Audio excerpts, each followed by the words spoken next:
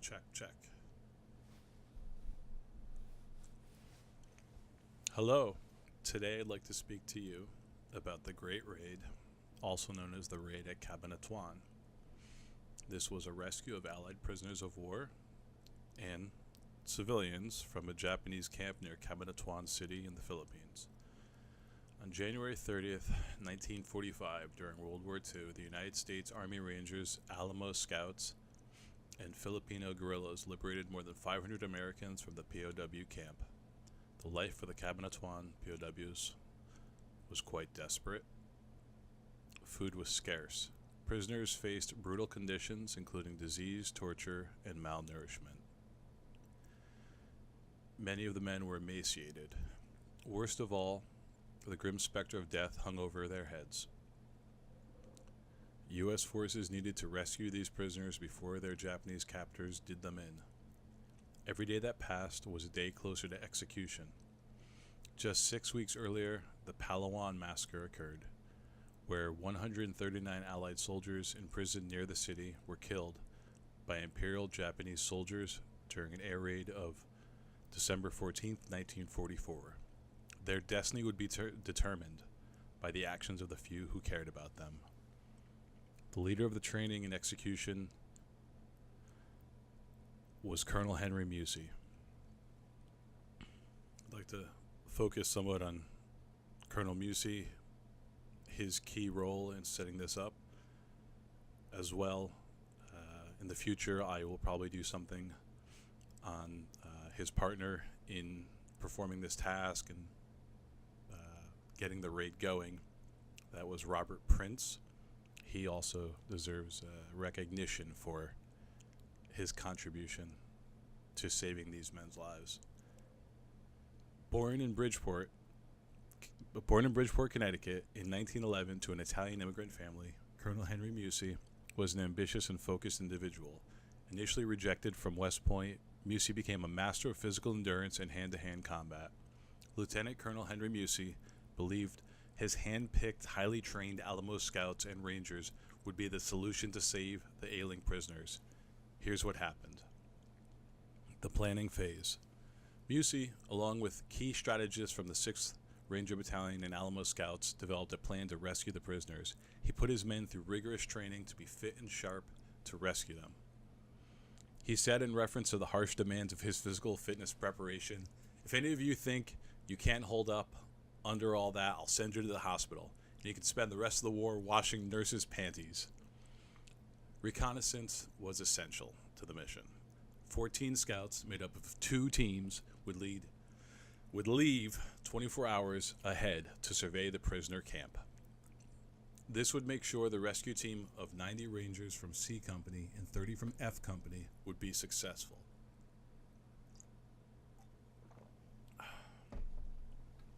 They would march 30 miles behind Japanese lines, surround the camp, kill the guards, and rescue and escort the prisoners back to American lines. They would join up with 80 Filipino guerrillas who would serve as guides. The night before, the Rangers studied recon photos and intelligence data that had been gathered. Advanced teams infiltrated behind enemy lines for further reconnaissance gathering of the camp itself. The small scout teams were lightly armed with handguns, grenades, and M1 carbines.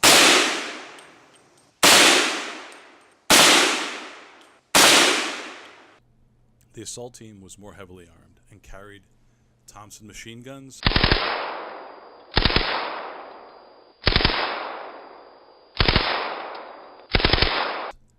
BARs,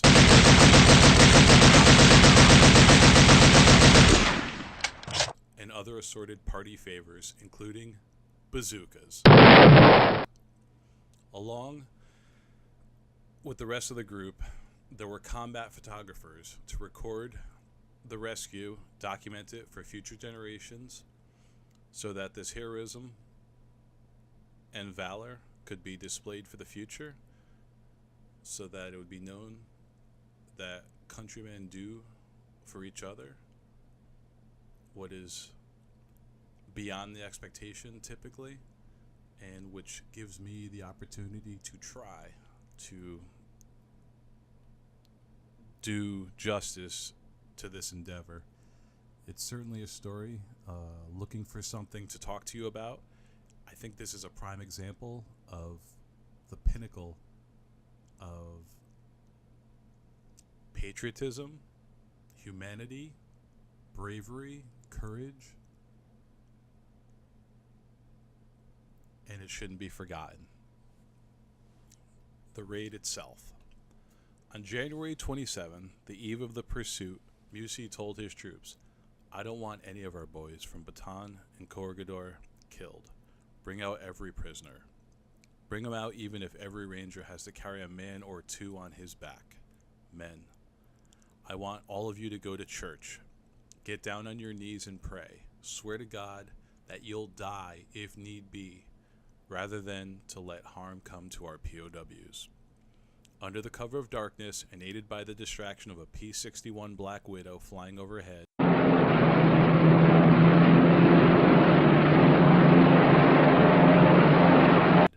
the group surprised the Japanese forces. Taking the Japanese completely by surprise, only 2 Rangers were killed during the operation. Hundreds of Japanese troops were killed in a full-on 30-minute assault.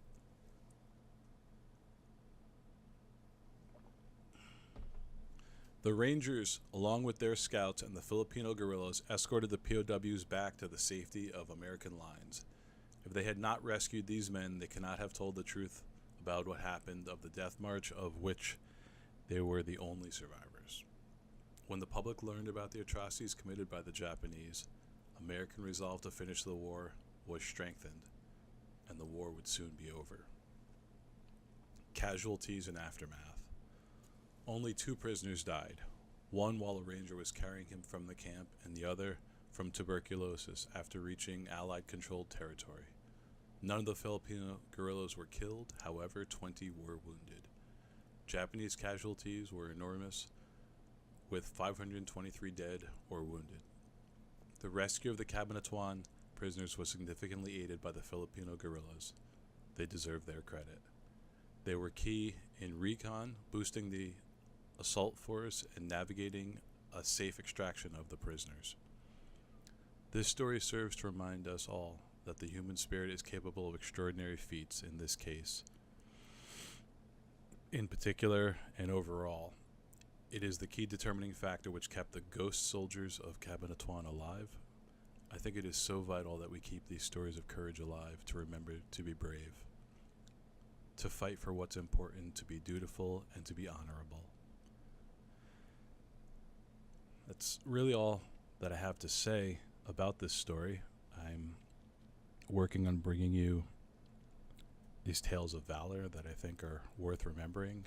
I hope that I can bring them to you in an interesting way. I don't know if you'd like to know more about their story, but I do recommend further exploration in the book Ghost Soldiers, the epic account of World War II's greatest rescue mission, published May 7th, 2002, with 4.5 stars on Amazon. Definitely give that one a look. I did some research in it while preparing this recording for you. There's also a film by the name The Great Raid. This is from 2005. I saw it in theaters and I liked it a lot. It's based on Ghost Soldiers, the book I mentioned above, and it was made about the story. It gives more detail, some of the particulars that I didn't get into here. It's definitely done with a lot of heart. It's a good film. Check it out. I appreciate your listening. I hope that you will look into Colonel Mussi's life, Robert Prince's life as well. And please give me your feedback. Thank you so much for listening.